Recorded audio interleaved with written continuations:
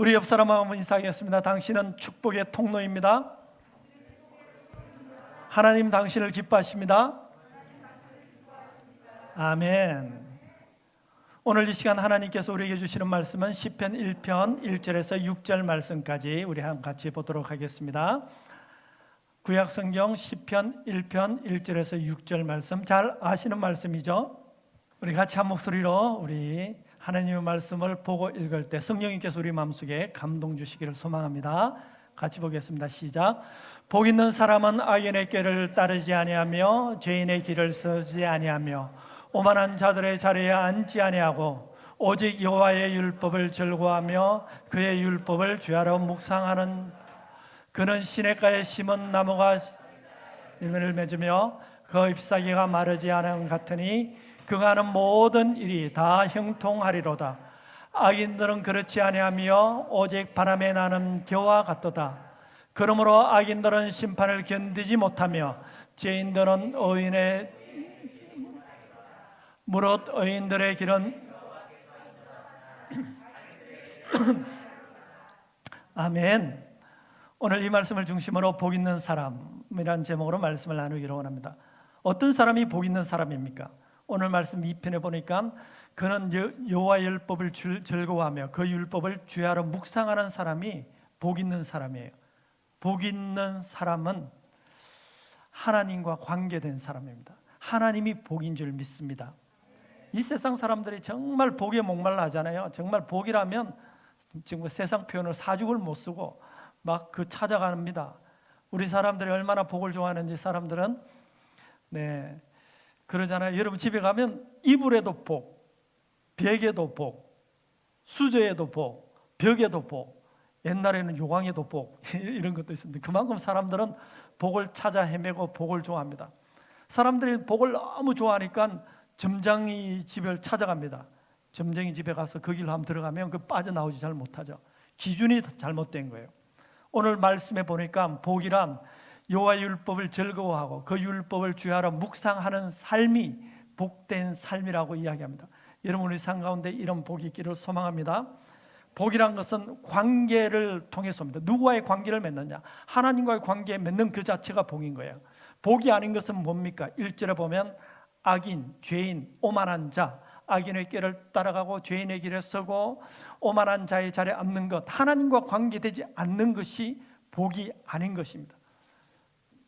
돈도 있고 힘도 있고 인기도 있고 명예가 있다 할지라도 그거는 그냥 주어지는 거예요. 그것이 복이라고 생각했으면 얼마나 돈 많은 사람들이 여러분 인생을 최후 다르게 하는 거 보셨어요?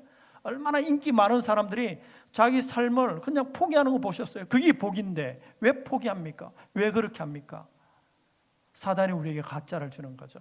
성경은 복이란 무엇입니까? 여호와의 율법을 즐거워하고 그 율법을 주야로 묵상하는 것이 성경은 복이다. 그래서 시편 1편 2절 말씀을 다시 한번 볼까요? 오직 여호와의 율법을 즐거워하며 그의 율법을 주야로 묵상하는 도다. 묵상하는 것이 복입니다. 묵상이 뭘까요? 묵상은 되새기는 거예요. 되새기는 거 여러분 아세요? 소는 위가 4개가 있어요. 소가 풀밖에 먹지 않잖아요. 그러나 위가 4개가 있어가 그렇게 소가 살도 찌고 튼튼하고 달리기도 잘하는 거예요. 계속 24시간 되새김하는 거예요. 되새김한다는 게 뭘까요? 묵상한다는 게 되새김하는 거잖아요. 여러분 집 근처에 비둘기 봅니까? 비둘기는 시끄러워. 구구구구구구구구 늘 구구구 거리는 거야. 묵상한다는 것은 입술로 하나님의 말씀을 끊임없이 외치는 것, 끊임없이 외우는 것, 그 말씀이 나를 지배하는 것, 그런 사람이 복이 있다 성경은 이야기합니다. 할렐루야. 하나님의 말씀을 묵상해야 하나님의 언어가 내 속에 들어와요. 하나님의 언어가 들어와야 하나님의 백성이 되는 거예요. 여러분 어린아이가 어떻게 언어를 배웁니까? 끊임없이 엄마 아빠가 엄마 아빠 엄마 아빠 수천 번 수만 번 들으면 그 아이가 나중에 엄마 아빠 하잖아요.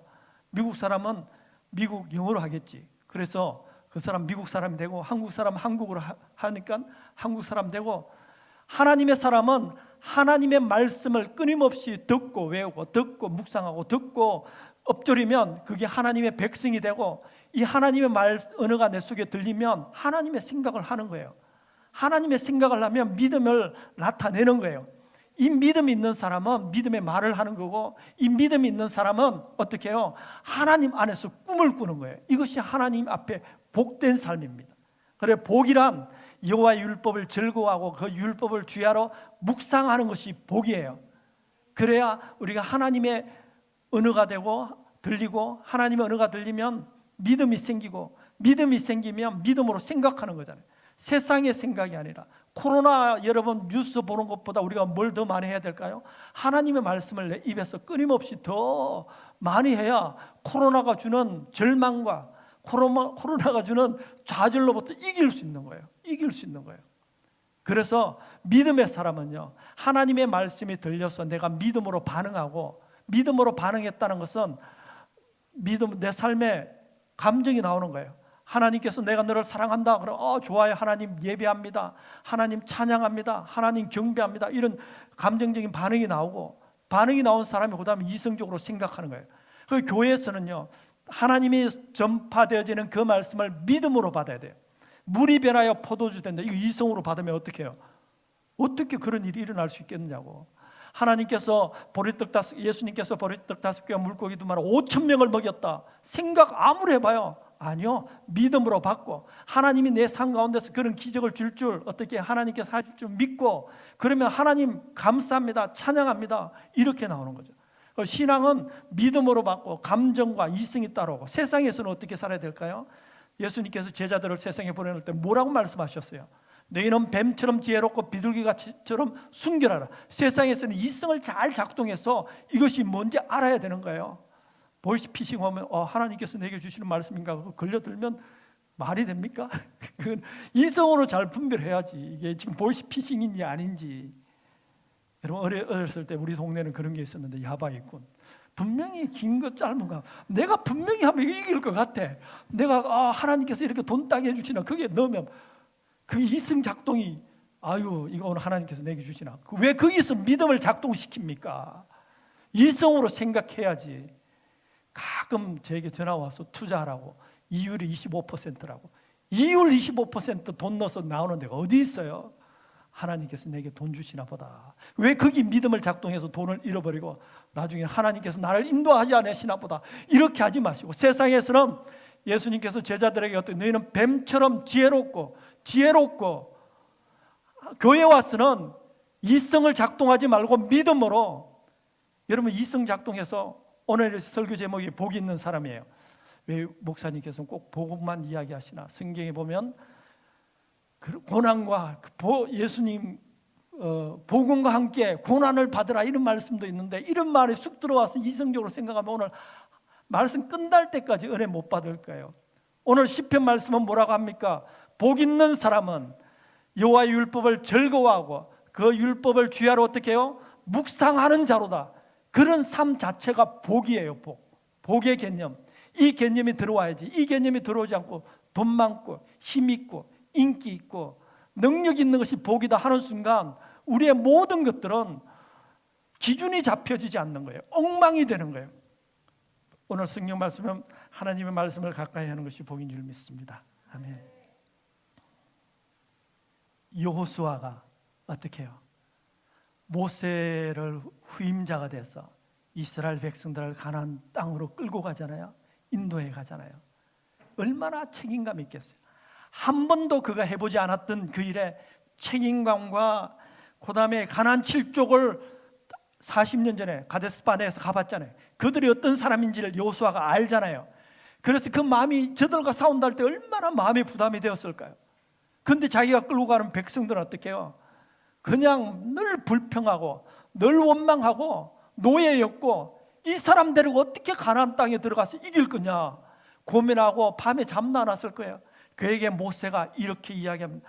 하나님께서 그에게 말씀하셨습니다. 네가 이기는 유일한 무기가 있다. 그 무기가 뭔지 아느냐? 여호수아서 1장 8절에 보면 이 율법책을 내 입에서 떠나지 말며 주야로 그것을 묵상하라. 이 율법책을 내 입에서 떠나지 말며 주야로 그 말씀을 묵상하라. 그리하면 어떻게 해요? 그 안에 기록한 대로 다 지켜하라. 그리하면 내 길이 평탄하게 될 것이며 내가 어떻게 해요? 형통하리라. 이것이 하나님께서 여호수아에게 준 유일한 길입니다. 이것이 이길 수 있는 방법입니다. 그러므로 여러분 우리 삶 가운데 끊임없이 하나님의 말씀을 묵상하세요. 되새기는 거예요. 입에서 나와야 되는 거예요. 그것이 나와야 내 삶의 생각도 바뀌고 믿음도 작동됩니다. 우리가 사는 이 세상은요, 우리가 복의 사람으로 살 만큼 간단하지 않잖아요. 오늘 시편 1편 1절에 보면 복 있는 사람은 복받지 못하는 사람 세 종류가 난 악인의 그게 보면 악인의 꾀를 쫓지 아니하며 죄인의 길을 쓰지 아니하며 오만한 자의 자리에 앉지 않고. 이 세상은 악인, 죄인, 오만한 자입니다. 악인은 뭘까요? 우리를 유혹하는 거예요. 악한 길로 꾀를 내어서. 죄인은 뭘까요? 하나님이 하라는 거 하지 않는 것을 다 죄인의 길로 가는 거예요. 오만한 자는 뭘까요? 자기가 인생에 다 왕인 거예요. 자기가 교만으로 가득 차 있는 거예요. 그런 세상에 우리가 살고 있잖아요. 그러면 좋아요. 우리가 복 있는 길로 여호와 율법을 즐거워하고 하나님의 말씀을 묵상하고 살려고 하는 우리가 사는 세상, 우리가 발 담그고 사는 세상은 악인과 죄인과 오만한 자로 가득 차 있는데, 그러면 우리는 어떻게 삽니까? 이 사람들과 떨어져 살 수 없잖아요. 이 사람들과 같이 살아요. 같이 살지만 그들을 쫓아가지 않고 그들에게 물들지 않기 위해서는 오늘 어떻게 여호와의 율법을 즐거워하고 그 율법을 죄하는 묵상한다는 삶은, 이 세상은 물과 같다면 우리는 그 오물 속에 쑥 들어가는 것이 아니라 오물 속에 뭘 해야 돼요? 배를 띄우는 거예요. 배를. 물 속에 있지만 배를 띄우면 물 속에 안 잠기겠지. 배가 뭘까요? 여호와의 말씀입니다. 배가 뭘까요? 여호와의 말씀을 즐거워하고 여호와의 말씀을 묵상하는 것이 우리 삶의 배인 줄 믿습니다. 그렇게 하면 하나님께서 우리 삶 가운데 복된 인생으로 인도하여 주실 줄 믿습니다. 아멘. 여러분 바울 아십니까? 바울이 그가 복음을 증거할 때 바울을 위해서 죽이려고 하는 사람이 40여 명이 밥도 먹지 않고 그를 괴롭히는 유대인들이 있었잖아요. 그럼에도 불구하고 바울은 어떻게 그들을 향하여 끊임없이 복음을 증거했는가 하면 사도행전 18장 5절에 보면 바울이 하나님의 말씀에 붙잡혀 유대인들에게 예수는 그리스도라 밝히 정언하니, 하나님의 말씀에 어떻게 해요? 붙잡혀 하나님의 말씀을 날마다 묵상하여 하나님의 말씀이 나를 완전히 지배하니까 바울을 죽이려고 하는 사람이 40여 명이 밥도 안 먹고 쫓아다닌다. 여러분을 괴롭히는 사람이 여러분의 스토커가 4명만 있다고 생각해 보세요. 참이 오겠나. 예수 믿으면 스토커 죽인다는 사람이 4명만 따라다녀 보세요. 교회 올 수 있을 것 같아요? 바울은 그러나 어떻게 오늘 본문에 하나님의 말씀에 붙잡혀 있기 때문에 유대인들에게도 예수는 그리스도라 이렇게 표현했던 것입니다. 할렐루야. 하나님 말씀을 즐거워하고 말씀에 붙잡혀 있는 그 인생은 복된 인생입니다. 누가복음에 보면 두 여자가 나옵니다. 우리가 잘 아는 마리아, 마르다. 어느 날 예수님께서 마리아, 마르다 집에 찾아가셨어요. 그랬더니 마리아가 예수님을 딱 보자마자 누가복음 10장 39절에 주의 발 아래 앉아 그의 말씀을 듣더니, 마리아는 예수님이 오자마자 예수님의 발 아래에서 하나님의 말씀을 다 들었어요.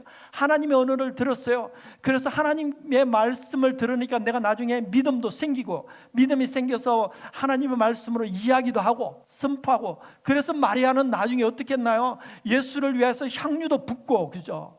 예수님에게서 헌신도 하고 예수님을 위해서 나중에 부활의 증인도 되고, 이렇게 살았던 사람이 마리아지만, 똑같은 자매인데도 불구하고 마르다는 예수님이 자기 집에 딱 오니까 어떻게 했나요? 누가복음 10장 4절에 보면 마르다는 준비하는 일이 많아 마음이 분주한지라. 예수님이 오셨는데 예수님의 말씀을 듣고 예수님의 언어를 듣고 예수님의 생각을 들어야 할 상황인데, 마르다는 예수님을 위하여 준비한다. 물론 준비하는 건 좋은데 이 준비는 무슨 준비인지 아십니까? 자기 기준, 자기 의의 방법으로 예수님을 섬기는 거예요. 예수님의 말씀이 내 속에 안 들어온 거예요. 자기 방법으로 섬겨줘야 돼. 자기의 생각대로 봉사를 해야 돼. 이런 사람이 많으면 얼마나 힘든지 몰라요. 그런데 자기 방법대로 안 되니까 마르다가 예수님께 뭐라고 이야기합니까? 41절 42절에 보면 예수님이 마르다에게 하시는 이야기죠. 내가 많은 일로 염려하고 근심하나. 자기 방법대로 안 되거든. 그렇게 자기 의대로 안 되거든. 그럼 많은 일이 있는 거예요. 많은 일. 인생에 초점이 없는 거예요. 예수의 말씀을 듣지 않으면 많은 일밖에 없는 거예요. 그리고 염려가 되는 거예요. 염려는 메림나스라는 것은 마음이 나눠지는 거예요. 말씀이 들어오면 나눠지는 거죠. 몇 가지만 하든 유혹은 한 가지라도 족하니라. 그래서 마르다는요, 똑같은 마리아는 하나님의 예수님의 말씀을 들었지만 똑같은 마르다는 이렇게 자기 것으로 마음에 가득 찼기 때문에 그 인생이 많은 일, 초점이 없어요. 많은 일, 정신없이 인생을 살아요. 그래서 많은 일을 하는데 뭐예요? 인생이 목마르는 거예요. 목마르는 거. 목마르게 사는 거예요. 여러분 퀴즈 하나 내드릴까요? 마르다의 승이 뭔지 아십니까? 승이, 마르다의 승이 있는데 몫이에요. 몫이. 그래서 마르다는 늘 목마르다. 목마르다. 웃는 분이 있어야 될 텐데. 그럼에도 불구하고 우리가 살다 보면 가끔 죄 가운데 빠질 때가 있습니다. 우리가 배 위에 떠서 하나님의 말씀을 묵상하고 그 위에 살아야 되는데도 그 세상 가운데 빠질 때가 있습니다. 그때는 어떻게 해야 될까요? 예수 그리스도의 보혈로 우리를 씻어야 됩니다. 내가 빠져있는 그 모든 부분 보혈로 깨끗이 씻을 수 있습니다. 감정이든 상처든 생각이든 어떤 삶의 패턴이든 예수 그리스도의 보혈 앞에 그런 정 누구든지 그리스도 안에 있으면 새로운 피조물이라. 이전 것은 지나갔으니 새롭게 된다. 로마서 5장 8절에 보면 하나님께서 자기 사랑하는 자들을 위하여, 아직도 우리가 죄인 됐을 때 하나님께서 우리 사랑하는 자들을 위하여 자기 목숨을 버리셨는데, 우리가 죄인 됐을 때도 버리셨는데 우리가 조금 죄지었다고 하나님이 포기하지 아니하신다. 하나님이 버리지 아니하신다. 보혈로 새로워질 줄 믿습니다. 여러분 자녀를 키우다 보면, 내가 자녀를 낳았잖아요. 진짜 내 친아들 친딸이잖아요. 조금 말 안 듣는다 갖다 버립니까? 발로 찹니까? 옷 더러워졌다고 아예 저 양로 고아원에 보냅니까? 안 그러잖아요. 왜? 친아버지 친어머니잖아요. 하나님께서 우리가 조금 죄지었다고 하나님 우리를 포기하지 않으신다. 누가 너를 포기하고 너는 안 된다고 끊임없이 이야기합니까?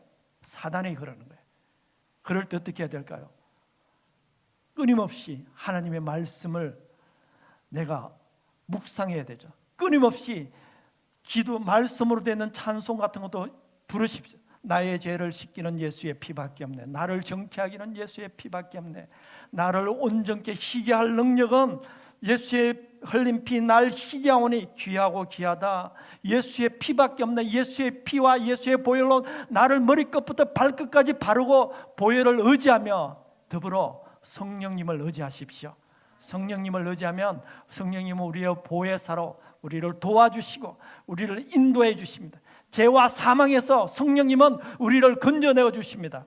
마태복음 8장 1절 2절에 보면, 그러므로 이제 그리스도 예수 안에 있는 자에게는 결코 정죄함이 없나니 이는 그리스도 예수 안에 있는 생명의 성령의 법이 죄와 사망의 법에서 너를 해방하였음이니라.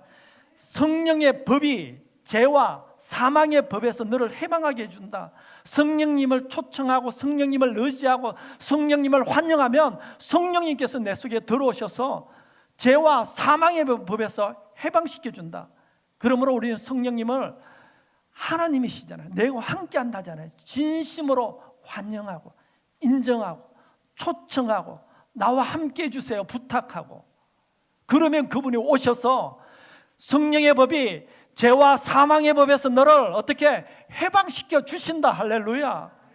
여러분 어떤 저기 식당 갈 때는 어떤 이렇게 옷 파는 매장에 갈 때도 그 직원이 여러분 안녕하세요 어서 오세요 이러면 기분이 어때요?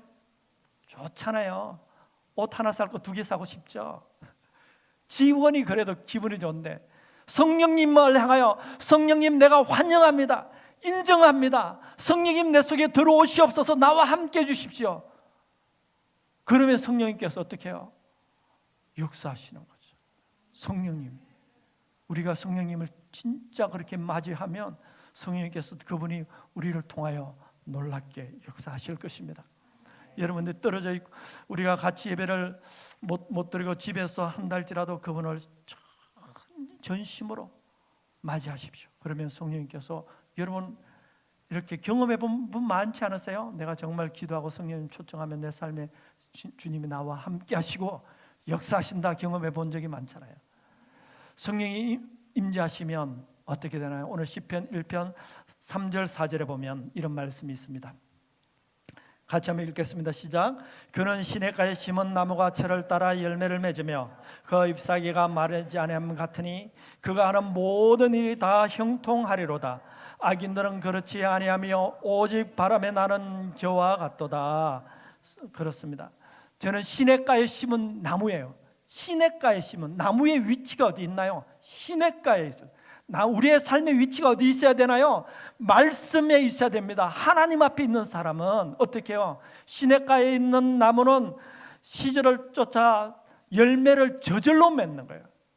여러분 나무가 열매 맺으려고 애쓰는 거 보셨습니까? 저절로 맺잖아요. 나무는 그냥 시냇가에 있어서 뿌리를 내리고 있으면 그 뿌리 속에서 영양분도 받고 수액도 받고 올라가서 열매를 맺는 것처럼 우리의 삶이 하나님의 말씀을 즐거워하고 말씀을 묵상하고 하나님 앞에 뿌리 박혀 있으면 때가 되면 열매를 맺는 겁니다. 우리가 조급해서 그렇지. 요한복음 15장에 보면 똑같은 말씀이 나오지 않습니까? 나는 포도나무에 너희는 가지니 저가 내 안에 내가 저 안에 있으면 이 사람은 많은 과실을 맺느니라. 포도나무는 예수 그리스도, 가지는 우리, 가지는 포도나무에 붙어 있기만 하면 때가 되면 그렇다 하더라고요. 포도나무를 꺾어서 땅에 심어 놓으면 3년이 지나면 포도를 맺는다고 하더라고요. 3년 동안 그냥 뭐 하는 거예요? 그냥 붙어 있는 거예요. 시냇가에 붙어 있는 거예요. 가지는 예수님께 붙어 있는 거예요. 있기만 하면 되는 거예요. 그게 얼마가 될지 몰라도 때가 되면 시절을 쫓아 과실을 맺게 해주는 줄 믿습니다. 그리고 우리의 복이란 무엇일까요? 하나님이 우리의 복이에요. 하나님과 관계되는 것이 우리의 복이에요. 하나님 앞에 붙어 있는 것이 우리의 복인 줄 믿습니다. 악인은 그렇지 아니하며 오직 바람에 나는 겨와 같도다. 악인은 잘 되는 것 같아요. 바람 불면 여러분 키질 해보셨어요? 바람 불면 훅 날아가잖아요. 창틈에 먼지 있는 거 바람 불면 휙 날아가잖아요. 악인 잘 될 것 같아도 물 한번 쫙 하면 홍수로 확 내려가잖아요. 언제 그랬는지. 악인은 바람에 부는 겨와 같도다. 그렇게 성경은 이야기합니다. 우리의 삶은 하나님께서 인정하시고 이끌어주는 삶이 되는 줄 믿습니다. 할렐루야, 아멘. 제가 어제 토요일 날 설교 준비하다가 또 한 우리 성도 가정하고 같이 식사를 했습니다. 우리 이렇게 해서 식사를 쭉 하고 있다가 뭐 이런저런 이야기를 많이 했었어요. 그 자매가 자기 삶에 이렇게 관절이 얼마나 아픈지 그것을 막 어떻게 했는지, 또 병원에 갔는지, 가장 유명한 의사 선생님을 만났더니 그 선생님이 어떻게 이야기했는지, 그 뼈가 어떻게 생겼고 무릎이 이렇게 아플 수밖에 없어서 그냥 운동을 적게 하라든 이런 이야기 쫙 하고, 또 삶에 뭐 다른 이야기, 또 뭐 자녀 키우는 이야기 등등 이야기하다가 그 이야기를 쭉 듣고 난 다음에 저도 한마디 했습니다. 그럼에도 불구하고 어떻게 해요? 하나님 앞에 기도해 보십시오. 하나님께서는 어떻게 해요? 치유해 주시는 분이에요. 새롭게 해주시는 분이에요. 기도해 보십시오. 제가 이렇게 이야기했습니다. 이게 뭘까요? 우리 삶에 일어나는 많은 일들 속에 하나님의 말씀을 즐거워하고 하나님의 말씀을 묵상하는 거예요. 일어나는 많은 일들 속에 하나님께서 함께 하시면 변화도 일어날 거고 기적도 일어날 거고, 이것이 복된 삶이에요. 변화가 일어날 수가 있어요. 치유가 될 수가 있어요. 그것은 하나님 앞에 속한 거예요. 우리의 복된 삶은 이 많은 일들 속에 하나님을 바라보고 하나님을 즐거워하고 하나님의 역사를 의지하고 기도하는 그 삶 자체가 복된 삶인 줄 믿습니다. 할렐루야. 제가 여러분 15년 전에 여기 보면 여기에 혹이 나서 15년 전에 수술을 했어요. 어떻게 했습니까? 뼈와 뼈 사이가 좀 벌어져서 거기서 이렇게 나서 신림동에 있을 때 제가 수술을 했거든요. 그리고 물론 그때도 기도했습니다. 하나님 좀 낫게 해주십시오. 그런데 자꾸만 커져가지고 움직이기가 어려워져가지고 수술을 한 적이 있습니다. 그런데 최근에 한 6개월 전에 옆에 또 그렇게 생기는 거예요. 그래서 생겨가지고 이거 똑같은 현상이니까 막 수술했을 때 느낌, 뭐 또 했을 때 막 이거 해도 또 뭐 별로 안 좋은 느낌 아니까 어떻게 해요? 제가 금요 기도할 때 하나님이 좀 고쳐주세요. 그리고 몇 달 기도했더니 어느 날 보니까 어떻게 해요? 이게 진짜 괜찮아진 거예요. 여러분 기억하십시오. 우리 삶에 일어나는 모든 일 속에 이런 수술을 하든 괜찮아지든 그 자체가 아니라 이런 일들을 놓고 믿음을 작동시키고 하나님의 은혜를 내 삶 속에 작동시키는 거잖아요. 복 있는 사람은 여호와의 율법을 즐거워하고, 하나님 이것을 하나님 그가 채찍에 맞음으로 나음을 입었습니다. 그냥 간단히 하나님 채찍에 맞음으로 나음을 입었다니 이게 하나님의 은혜잖아요. 하나님 좀 낫게 해주세요. 치유하게 해주세요. 저는 옛날에 그 20대 때 허리도 아파서 군대를 못 갔을 때 그런 적 누구든지 그리스도 안에면 새로운 피조물이에요. 하나님 나 좀 새롭게 해주세요. 너무 힘들어요. 새로운 피조물 좀 되게 해주세요. 말씀 자꾸 붙들고 기도하는 거죠. 그게 안 될 때요. 제가 20대 딱 막 아프고 이럴 때 내 친구들은 전부 다 놀러 간다. 학교에서 뭐 체육대회 한다는데 내 혼자 아파서 누워있을 때 얼마나 마음이 쭉 늘어지잖아요. 얼마나 마음이 힘들어지잖아요. 혼자 그냥 그 빨간 담요 하나 사들고 막 기도원 가서 3일, 5일 이랬을 때 할 때마다 이 마음을 어떻게 다스리는지 아십니까? 주님 그리스도 아니면 새로운 피조물이라 했잖아요. 또 로마서 8장에 보면 사망이나 기쁨이나 어떤 피조물이라도 우리를 그리스도의 사랑에서 끊을 수 없다고 했잖아요. 나 안 끊어집니다. 하나님 말씀이 그랬잖아요. 이 말 갖고 계속 기도하고 묵상하면 마음속에 기쁨이 쫙 올라와요. 이거 알 수 없는 마음속에 주님이 주시는 평안이 올라오는 그 삶 자체가 복된 삶입니다. 하나님께서 우리 삶을 그렇게 이끌어 주실 것입니다. 하나님은 좋으신 분이시기에 우리에게 좋은 걸 주기를 원하시는 거잖아요. 하나님은 은혜 주시기를 원하시고 하나님은 내 영혼이 잘되고 범사가 잘되고 강건하기를 원하시는 분이시며 그 하나님과 연결된 인생이 복된 인생인 줄 믿습니다. 네, 반주해 주세요. 여러분 인생이 다 그런 하나님이 주시는 복으로 충만하기를 소망합니다. 성경에 보면 여러분 창세기 시편 1편은 어디와 연관이 있는가 하면 창세기와 연관이 있습니다. 본래 하나님께서 본래 사람을 만드시고 난 다음에 어떻게 했는가 하면 창세기 1장 28절에 보면 복 주시겠다고 그러셨어요. 하나님께서 하나님이 그들에게 복을 주시며 하나님 본래 복 주기를 원하시는 거예요. 그런 복이 우리 삶에서도 충만하기를 소망합니다. 아멘.